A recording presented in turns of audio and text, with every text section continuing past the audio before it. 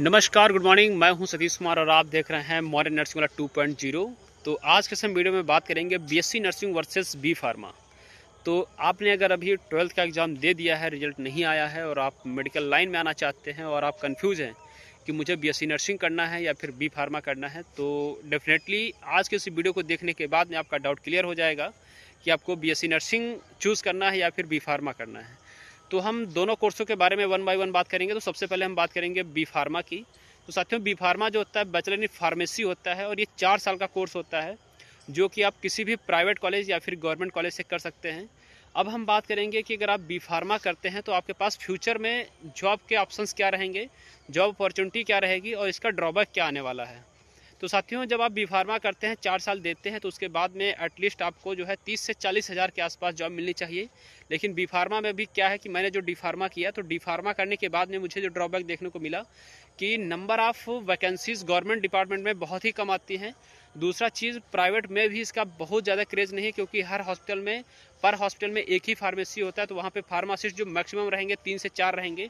अगर उसी के हम पैरेलल में बात करें कि नर्सिंग स्टाफ की, तो नर्सिंग स्टाफ में साथियों क्या होता है कि अगर एक हॉस्पिटल है तो हॉस्पिटल जनरल वार्ड होगा, प्राइवेट वार्ड होगा और भी अदर वार्ड होते हैं जैसे कि आईसीयू हो गया, एनआईसीयू हो गया या फिर ओटी टेक्नीशियन हो गया या फिर वहाँ पे ओटी नर्स जो होती है।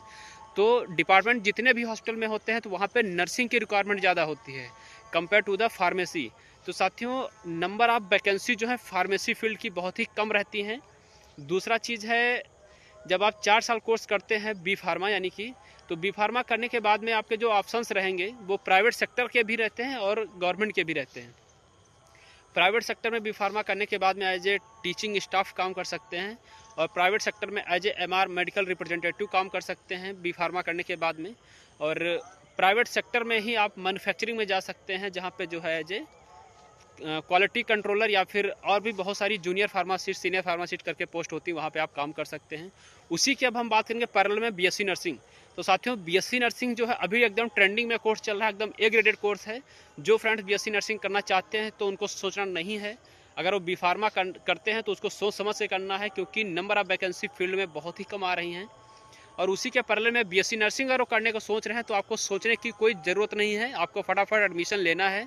और जो बीएससी नर्सिंग होता है साथियों, ये 4 साल का ये भी कोर्स होता है, लेकिन इसकी गवर्नमेंट डिपार्टमेंट में वैकेंसी डिमांड ज़्यादा है as well as private sector.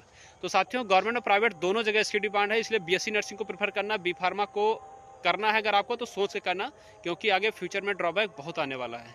आज के वीडियो में इतना ही। अगर चैनल पर नए, चैनल को सब्सक्राइब कर लें।